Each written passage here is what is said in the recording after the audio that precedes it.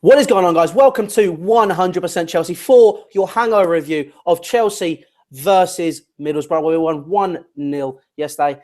Even though it is a hangover review, I am drinking. I have had a long day today, so I'm enjoying a quick beer. I don't have a hangover, so I thought, why not start and get one tonight? But obviously, as usual, I am joined by the man himself, the Lozatron 5000 from Austria. I just love your intros. They're just so inventive. Anyway, yeah, I'm good. And yeah, happy to be here again. Yeah, I mean, yesterday was made even brighter from a result of the fact it was amazing. So if he does see it, thank you very much for liking our tweet, Michael Ballack. Again, exactly. I was in the car home. I'd had a roast with my family. Amazing, by the way. It was great. I've missed roast since being at uni. So I went back, had one of those in the car back with my cousin, and he goes there and I go, Michael Ballack is like your tweet, and I'm like, nah, it's probably like a fake account. Go on, and it's verified. It's Michael Ballack, and I'm there going. He's pretty much a number one fan now. Breathe. He is. He's the number one fan of 100% Chelsea, and we thank you very much. Yeah, we should get him like some special membership or something. We're going to get some Ballack t-shirts, I think. We've got to do that now. That's going to be something that we're going to release when we can afford to release t-shirts. So if you guys want to buy one of those, let us know down in the comments section. But anyway, another thing we have to thank you for, 19,000 subscribers. I don't think I did it in the video the other day, so I'm very sorry if I didn't. But 19K. Thank you so much. It means such a large amount to us because, you know, obviously there was a lull on the channel, and, you know, it was tough, you know, keeping it going while we had exams and all of that. And then obviously the guys left, and now Laurenz has come and to help me out. And, you know, to see us grow again, thanks to you guys, is absolutely amazing. And we really, really appreciate the support. And, you know, for subscribers that have been there since the beginning, thanks to the new subscribers that have joined, obviously. And, you know, it means a huge, huge amount to us. So thank you so much. Thank you from me as well. Obviously, I haven't been on that long. How long is it now? 3 months or something? But still, you know, I'm happy it's going so well at the moment, and, you know, let's get the 20K, because that will be class, wouldn't it? That will be the best Christmas present this year for me, and birthday present, because it's my birthday on the 20th of December. Just to let you guys know, if you want to get me any presents or anything. You just told me that, so I give you a present. Yeah, Laurenz, thank you. To be fair, I do need to get you something for your birthday as well still, so I will sort that out. That's like in 8 months' time, mate, so. I thought I just missed it. That just goes to show how well I know him. I probably should. I knew that. I'm going. No, but yeah, anyway, obviously we're all on a high. Welcome to the Hangover review. 1-0 against Middlesbrough.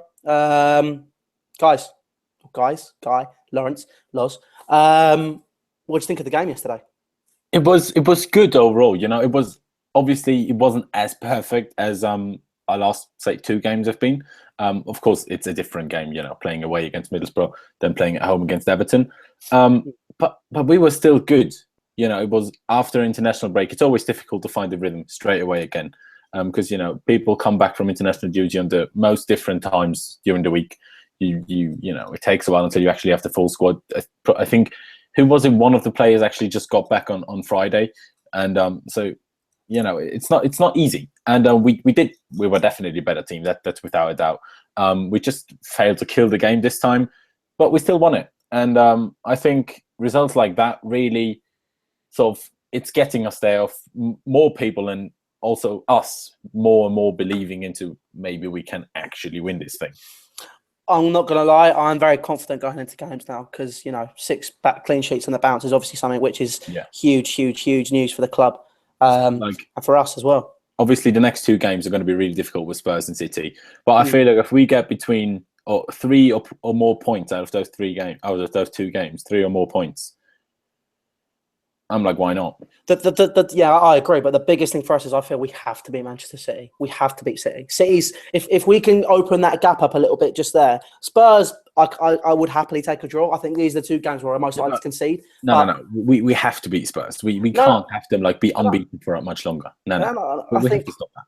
We can be unbeaten. We can do it. But in the heat of the moment, in the game, obviously, I'm going to want to win. You want to win. But if we came out with a draw against Tottenham Hotspur, against that side as well, let's be honest, they might not have been firing on all cylinders recently, but if they're all fit, they're all back and they're all performing again, they are a difficult side. So if you go into that game and say, we can get a draw out of that 1-1, 2-2 or whatever, or 0-0, so we can keep that clean sheet, which would be great, I would be happy with that. because one, I'm used to that because I'm used to Mourinho always going, let's just win this a little bit easier, or we can go for the draw. I'm used to that now, so it's sort of like if you can pick up a point against Spurs, I'd be happy with that. But obviously, I want to win. Yeah. City is a must win. If we can get 3 points on top of. But that's away though. I'm not sure if we can say City away is a must win game. I take it. It's not. When I say must win. Yeah, I know what you mean, but it's like I want. If you look at it, Spurs are not far behind us, but they're further behind us than City are. If we can beat City, then we open a gap up at the top. That's what I'm thinking. Yeah. So I mean, so obviously there's still going to be Liverpool behind us, but if we can beat City, we open up that gap. If we open up that gap, we can, and we keep winning and keep performing, then we've got something to build on. We've got a little bit of leeway where we can go. Maybe we can get a draw here, maybe we can do this, maybe we can do that. But at the end of the day, that's why I think City's must win, because it's City's title to lose, in my opinion. Still, well, if you said to me at the beginning of the season, City's title to lose, now we're in the mix. Because not having no Champions League and no Europe is definitely helping us. That's why we in Liverpool are on top at the moment. Exactly. So if we can beat City, it gives us that little bit of opportunity. It gives us that leeway, and that's what we need. We do need to start. If we can get a cushion before Christmas, then that's going into Christmas, going into that break there. I can sit on a beach in Australia drinking a beer out with a shrimp on the barbie, and I can relax a little bit. Yeah, it's just. But when I'm thinking about these games, and I'm like, you say maybe a 0-0 because we can keep another clean sheet. When I think about those things, I'm like, how are we ever going to concede? We don't concede at the moment, and we always score. So how are we not going to win? No, but this is the thing. If you look at the teams that we've played when we've kept those clean sheets, yes, United was great to win that 4-0. Yeah, we played Everton as well. Leicester, Everton, yeah. I get that, but if you look at who City and Spurs have got as their strikers, Everton have Romelu Lukaku. Yes, he's good, but he hasn't been firing on all cylinders. Zlatan Ibrahimovic hadn't scored since about middle of September or the beginning of September or early October when they played us. Yeah. So they didn't have a striker on firing on all cylinders.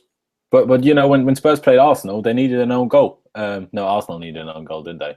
And they needed a penalty, wasn't it? For Spurs? but still, that's because Harry Kane maybe wasn't getting quite delivered, but he still scored.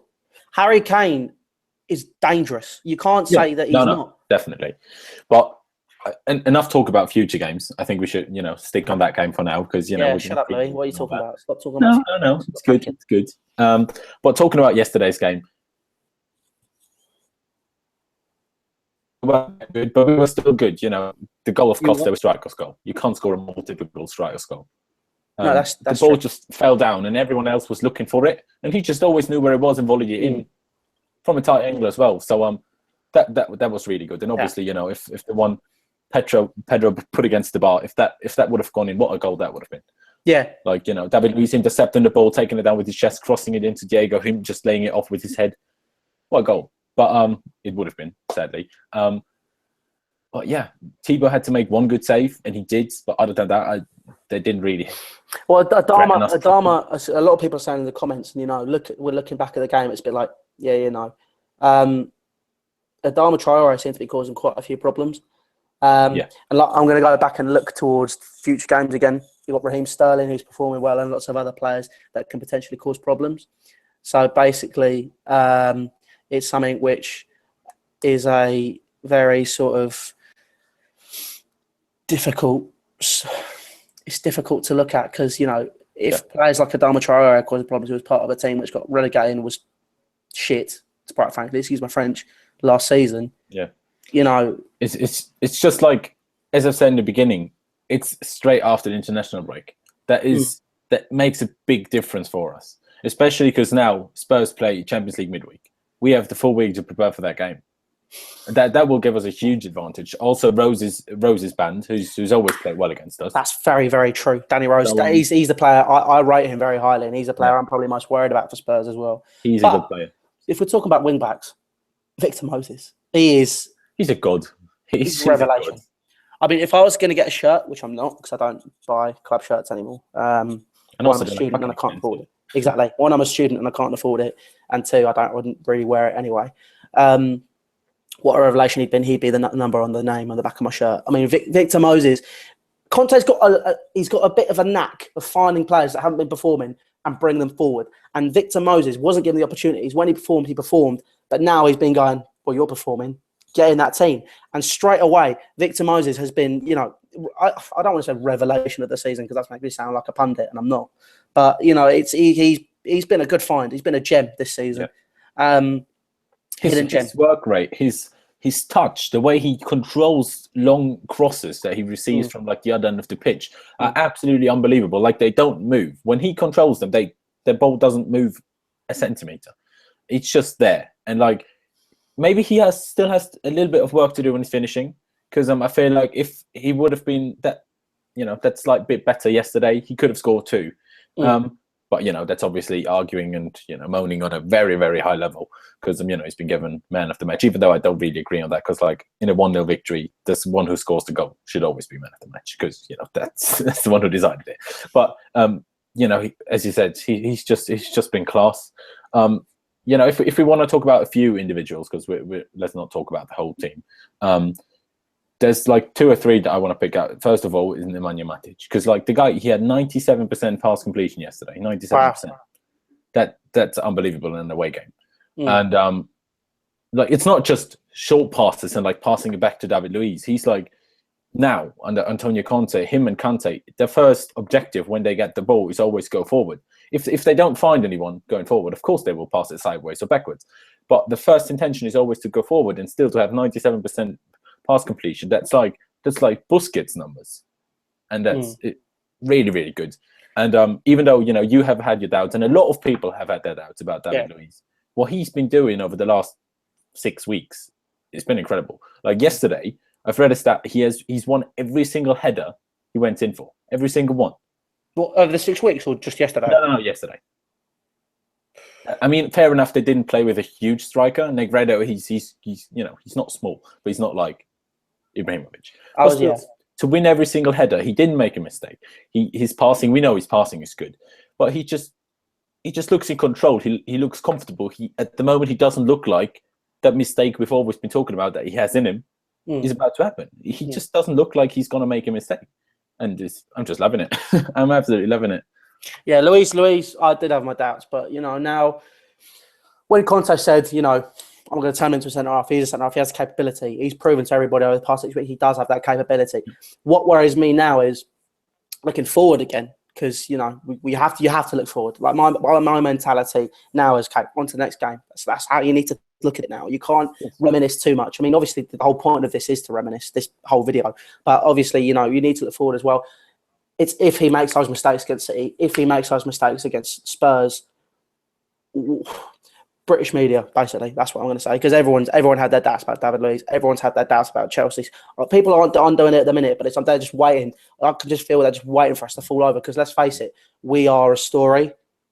Yeah, but still, I feel like if there's anyone in that back three that's going to make a mistake, it's Gary Cahill, not David Luiz. Even yesterday, he had like a few passes. And I'm like, what are you doing? They're like way too close to us. They're pressing us with 3 men pretty much inside our own box.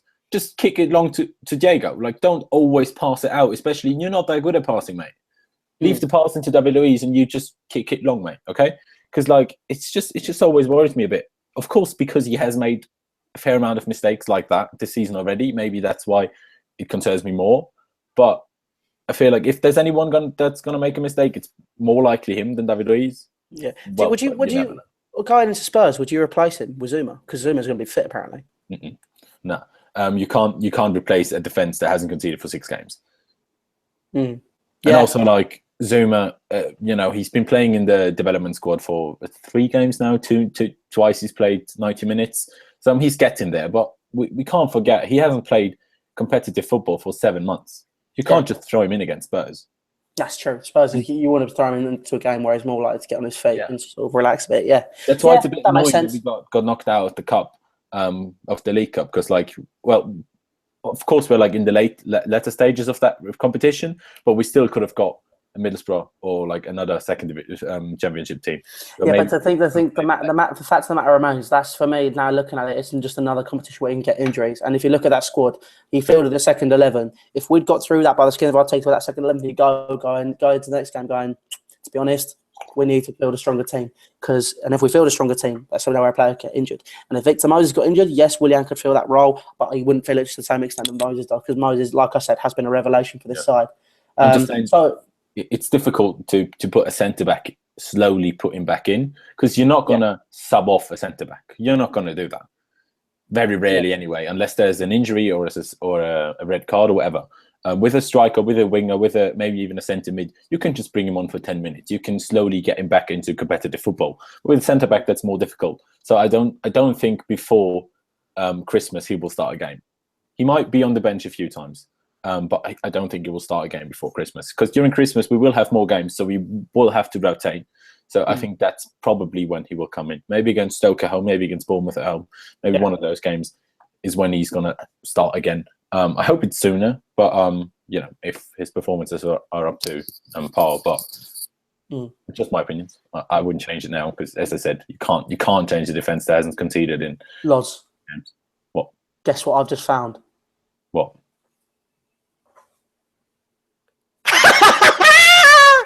I found him! I found him! It's my hat! We've got the hat back! Did you actually just find it, or did you wait to find it? No, I've literally just found it. My flatmate's just given it to me. Guys, can we just put a hashtag in quickly? I'm just going to write it in the comments, and then I want you to put it all over Twitter. Okay, give me a second. We found a hat. What are you doing? Hashtag thank God for Terence. Love that. If you've been here long enough, like I've said 90k, you guys are going to know what that hat is. That hat is 100% Chelsea. That hat's been here for literally a year and a half. I love him so much.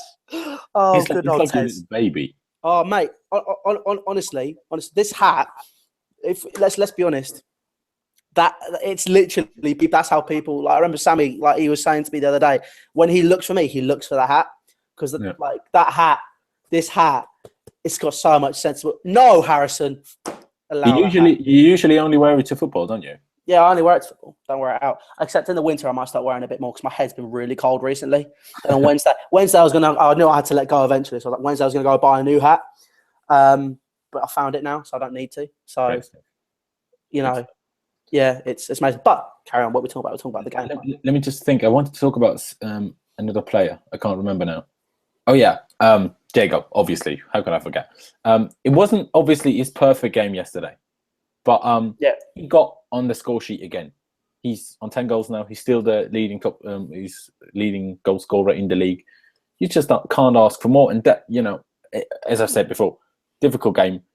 And that's when you need your centre forward to score that important goal. Like I said after the Man United game, when we won 4-0 and he didn't score. After that game, I think in the Hangover review, I said, if you win 4-0, you don't necessarily need your striker to score. But in the tight games, in the difficult games, that's when you need your centre forward to pop up. And then back then I said, and he will. And that's what he did. So it's just class. I'm just so happy at the moment. Everything's working out. Everyone's doing well. I don't have anything to complain about. I've been made even happier because I found my hat. Yeah, no, we're all happy. No, we're just all happy. I'm going to take it off. It's rude to wear hats indoors. But the one thing bad about hats is it ruins your hair.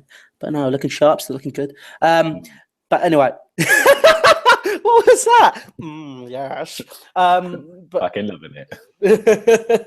No, but yeah. I mean, obviously, Pedro's been great. Costa's been great, and like you said, in the tight games, your striker needs to score. He scored. Diego Costa. A lot of people in the comments saying that Pedro could have killed that game off. He could have done. But he was unlucky as well. Exactly, which is exactly what Kusilia Rahmani has just said. Pedro did well, he was unlucky, which is very true. Obviously, guys, leave questions down in the comments, which is quite important because we want to answer those. No. Sean Peters has asked, what about Pedro? Do you think he's inconsistent? No, if you look at the game yesterday, first half, when he probably should have scored, that was an unbelievable save by Valdez. That was rolling back the years, and probably even better than he ever was at Barcelona. Because that was one hell of a save. Huh? Didn't have to do anything at Barcelona usually. True that. And when he did, he messed up. But fair enough. Maybe he could have stroked it a bit better and put it in the top corner. Or of course, there's always room for improvement. But it was still an incredible save, and he would have scored if not for that incredible save. And then in the second half, for that, when he hit the bar, he took that first time on like full sprint, running at the ball at the edge of the box, and it was just bouncing. He took it on the half volley. So like to even get that on goal is difficult enough. If say Kante took that, he probably would have hit it over the ground. So I know he didn't score it, but hitting the bar is fair enough already. And yeah, we're moaning about it. And yes, he didn't kill the game off and this and that. Well, we still won. So I don't care if we win 2-0 or 1-0. What matters is the 3 points, and 3 points win you the league, not 7 goals. Yeah, well, that's very true. 3 points is what's going to get people up and up in the league. But yeah, obviously, guys, keep asking those questions. It's important to do that. But those 3 points are going to win the league, and we just need to keep going, keep pushing forward. Yeah. But also, guys, make sure that you got to look at these players and think how great they've been performing at the minute, which is why, let me find it. Come on, I've got something here. And don't forget, like at Middlesbrough, City drew against them, Arsenal drew against them. It's not an easy place. It's not an easy team to play against. So, like, people see you right there to promote your team and this and that. Yeah, obviously you've got to make sure that you do that. And as you can see, guys, make sure that you vote for Pedro. Yeah, because Pedro is amazing. I love Pedro. Not a fan of political stuff on this channel, but like probably rather Pedro than Trump. Exactly. That's very true. And you see, look, if you guys know, the reference, because that is an amazing film. You guys need to see that if you haven't already. Napoleon Dynamite, fantastic, great little film. But other questions now people are asking, so we can actually focus. The reason I wasn't focusing when I was wait, hold on. Before we go to questions, let's talk about the under-23s game today. So, okay. So today, our under-23s or Chelsea development squad, whatever you want to call it, they played against the Southampton development squad, and then we actually had a fair amount of first-team players starting that game. John Terry, Cesc Fabregas, Kurt Zuma, Michy Batshuayi, Van Ginkel actually started the game as well. I don't know if he's going to be in the squad again. Probably ahead of Mikel. Well, Mikel's on the way out, isn't he, apparently? So, yeah. The Lord. But yeah, so that's fair enough. I mean, I think it's a bit weird because, Terry and Batshuayi, they obviously travelled yesterday because they were on the bench. They didn't get minutes, fair enough. But, for Terry to play in the under-23s game, I'm not sure. But maybe that's just what Conte does, and to get match fitness in, I think it's fair enough. And, why not? To be fair now, I'm not going to lie, and I know people are really going to hate me for saying it, but I think now John Terry's he's probably on the way now. He might get an extra year contract, but if he doesn't, you can see why. Because this team, obviously, at the beginning of the season, if someone said to you, can you imagine a Chelsea side without John Terry? You would say no. Exactly, and that's the good thing, though. As sad as it makes me that he's not playing anymore, but now we can finally actually do good without him. And last year, when he picked up that injury towards the end, we were check shit. We were absolutely terrible. And after we drew against Swansea and he picked up that ankle injury against Liverpool and Arsenal, we were fucking all over the place. And now, with the new system, or also with the new confidence that we have built up in Cahill, Luiz, and Azpilicueta, it's just working without him. And, the guy's going to be 36 next month. So we need to be able to cope without him. And it's hugely important for us as a club. So if he, is happy to stay for another year on the bench, probably sometimes not even on the bench, fair enough. I'd love to have him. If he wants to go to the MLS, I'm happy for him to do that as well. Because now it seems like we can cope without him. Because now we actually have a team that can do that. And then we can actually now start to strengthen that. And actually, maybe improve or just get squad players. But yeah, you're right. He's very rarely going to feature in that 11 now. Yeah. Obviously, this is for another video for us to talk about. Literally, in a few months, it had been a year ago since there was all the uproar of JT not getting a new contract. He got the contract, obviously, but if you looked at him, I think now with potential talks of Lampard coming back in a mentoring role, maybe John Terry should become a mentor, become a coach. Because let's be honest, he's one of the best centre halves the Premier League has ever seen. As much as some people will hate him as a person, as much as some people maybe, and if you're not a Chelsea fan and you're watching, if you're not a Chelsea fan and you've watched this and you're going, I don't like John Terry. Hate him, yeah. But as a player, you cannot deny he's one of the best centre halves to ever play for Chelsea, and in the Premier League. I'm not sure if you've heard, but apparently what I've heard is that after games, he's actually sort of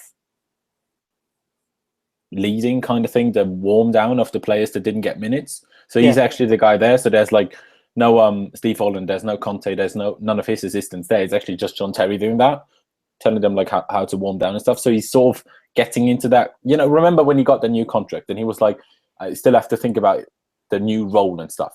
So obviously he did start games, every game in the beginning of the season, but maybe this is kind of his new role, like working in the staff at the same time as being in the team. Yeah, and that's exactly it. Because there was talk, wasn't it? Conte was saying he wants him to have another role, and if this is the role, and he's gradually making those steps towards retiring and becoming a member of staff, or probably a coach, like they've incorporated a couple called a Chini, like they're talking about Frank Lampard doing, then that is something which is, you know, clearly something that could work. Yeah, if he's happy with that, great. If he wants to get another year in the MLS, say play with Ashley Cole in LA, play with Drogba in Montreal. If he wants to do that, fair enough, and come back a year later or 2 years later. Because let's be honest, he will come back. There's no doubt about John Terry coming back to Chelsea, whatever role it will be. Exactly. But you know, if he wants to be a mentor, coach, or ambassador, or whatever he wants to be right now, like there's rumors about what's going to happen to Frank Lampard, great. If he wants to play for another year somewhere else, great. As long as he's not in England, I'm perfectly fine with it. Yeah, I agree. But anyway, let's answer 3 questions, because there's a few here which are worth talking about. Let's go to... Okay, so Sean Peters is asking, is Oscar above Willian in terms of squad depth now and squad players? Can you mind if I answer this one? Yeah, exactly. No, I agree. Because Oscar is a player which Conte's looking at... Oh my God, he broke something. Sorry. If Conte's Oscar's a player which Conte's looking at moving on in January, there's talk of him, Ivanovic, Mikel, and... Fabregas. Those four. But about Fabregas and Oscar, Conte in the press conference before the game, he said, like, don't know what you're on about, but they're not going anywhere. Like, they might be leaving next summer, but I don't think we're going to be selling anyone but Mikel possibly in January, because we don't have that big a squad. We can't sell anyone. I don't want to sell Mikel.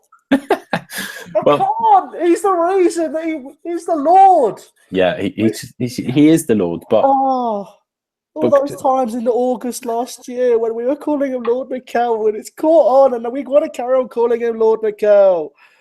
It's just people are probably Sean probably asked that because he wasn't in the squad yesterday. Reason for that was that obviously William was the only Brazilian who was actually with the national team. No idea why David Luiz isn't with them.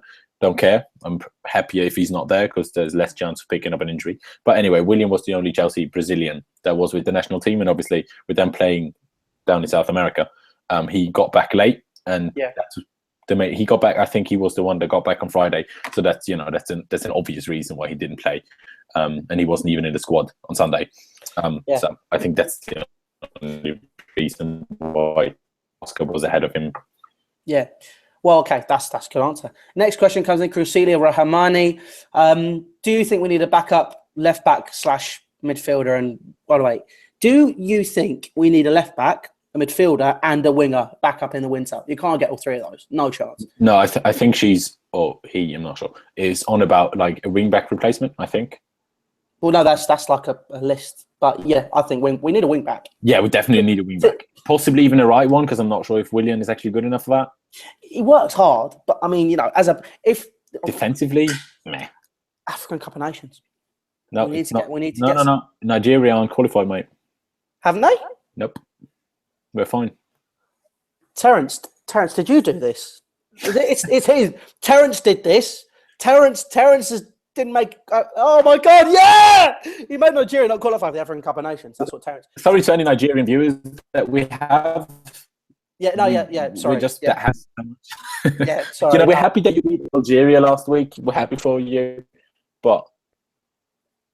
Yeah, we're kind of happy when you didn't qualify for the African Cup of Nations because we can keep Moses, which is great. Yeah. But, obviously... But you can go to the World Cup, though, if you want. Yeah, take him to the World Cup. That's fine, just as long as you don't get him injured, because we need him. But Harrison's made a good point. I know you don't like him. Just as a backup, though, why don't you just bring back Baba? We've got him. He's a but why player. did we just bring Kennedy? He's like better. He's younger. He played that position last year anyway. Yeah, that's true. What I've heard is that the reason why we did send him out on loan was there was like, what's the word for it? Like behavior problems kind of thing. Really? Attitude problems. That's why he got loaned out during preseason. Conte wasn't really happy with his attitude, apparently. That's obviously just rumours. But that's what I've heard. And about Baba, I don't know. You don't like him, do you? No, not You really. really But I do get why people say he could be a backup in that position. I really do get that. And I think he would probably be a lot better than just playing left back, because going forward he's decent. So I do understand that. I'm just not the biggest fan of him. But if that was if that is what we're gonna do, because we can't really find a proper left wing replacement or like backup to sign on the transfer market, go on then. You know, I never thought Victor Moses could be as good of a wing back. So if Antonio Conte thinks Baba can do it, pretty sure he can do it. Yeah. And final question. Excuse me. Final question for today. Lewis Baker obviously been performing very well with Vitesse. Oh yes, he has. Did you see his dink over the goalkeeper, the chip? When was this? Last weekend, I think. He just chipped the goalkeeper, just proper mucked him off. Yeah, no, I didn't see it. You know, what do you think of him? He's impressed at Vitesse, basically. This is the question. Again, another one from Kusilia Rahamani. Do you think he's fit in the system? Do you think he has the legs for it? What I'm not sure about, you know, when he started off to slowly coming into that team, didn't he start off in the under 19s or whatever it was? Didn't he start off as a right mid? Then he moved over to Cam, and now he's like somehow playing a Cam and a CM. He's like playing something. So I'm not sure, without us playing a Cam, if he's going to fit into that team, because I'm not sure if defensively he's stable enough. Because like if we're not playing Fabregas, he's not great defensively. Fair enough, Lewis Baker might be a lot quicker, but defensively he's not a great player. Yeah, I mean, I'm not going to sit here and say I watch him every week, so I might be wrong. But from what I know, he's not like known for like his defensive abilities. So I'm not sure if that's the system he could play in. But you know, I'm happy to be proved wrong. Yeah, I'm the same. I agree. But I always clap. One more thing. So talking about this under 23s development squad. So if you know, when was that? 2, 3, 4 weeks ago, we talked about who's going to be the future captain and stuff, right? And like today at this game, David Luiz was just there as a spectator. You know, like John Terry likes to do with under 19s games, like with under 21 games. You know, last year when they won the Youth Cup, John Terry travelled to Switzerland to watch the game, and David Luiz was there today. Fair enough, it was in London and not in Switzerland. Difference. Yeah. But still, David Luiz was there. He you know, supporting the team. He was there, you know, posting on Instagram as well. He's just more and more looking like he could actually be our next captain after John Terry leaves. A lot of people could disagree with that decision more. But he does have captain abilities. He clearly loves the club. Like, just look at his profile picture or like his cover picture on Facebook. He's fucking loving it. Of course, he didn't design it himself. I know that. But he still has to approve of that being put on and stuff. Yeah, I agree. And him being there, it's just... I just love the guy. Yeah. Well, we'll leave. We'll put a poll in the top corner. Do you think David Luiz could be the next captain of Chelsea? If I'm honest, me and Laurenz, he's captained Brazil before. Might have been when they lost 7-1 to Germany, but you can see the pride. You can see the passion. You see he wants to be a leader. You can see in that back three, he's the one that's pushing it forward. You can see he's the one that's controlling the tempo. Yeah. There you go. I might put a Twitter poll on as well, so people, you know. Yeah, so obviously you guys subscribe to 100% Chelsea if you haven't already, because you should be if you haven't. And if you have friends that don't know about us and are Chelsea supporters, tell them to subscribe. Exactly, because you've got great content. No. Me, you, and Terence. Don't forget Terence. Sorry, don't forget Terence on match days. If you want to see me on a match day, you look for that hat basically, and that way you'll find me.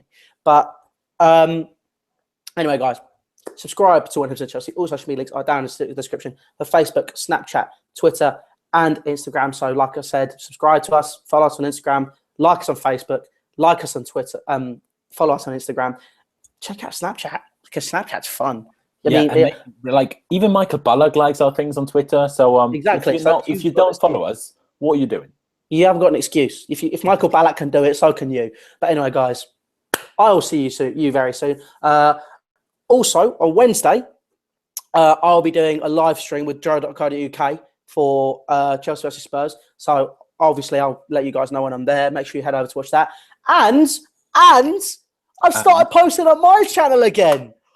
Yay! So if you want to go do that, you go and have a look at that as well, because it's good. I watched it, enjoyed it. It's a podcast. It's all verbal, but I will start posting videos again soon with the guys that are on the podcast. There will be another podcast available this week. But anyway, guys, make sure again subscribe to 100% Chelsea. All social media links are down in the description. I will see you very, very soon. Loza, go on, sign off. Yeah, thank you guys for watching. Leave a like if you did enjoy the video. Again, don't forget to subscribe. We want to hit that 20k before Christmas. We really do. We want to give ourselves a nice Christmas present. But yeah, that's all we've got. And yeah, we'll see you next time. Ciao, guys. Take care.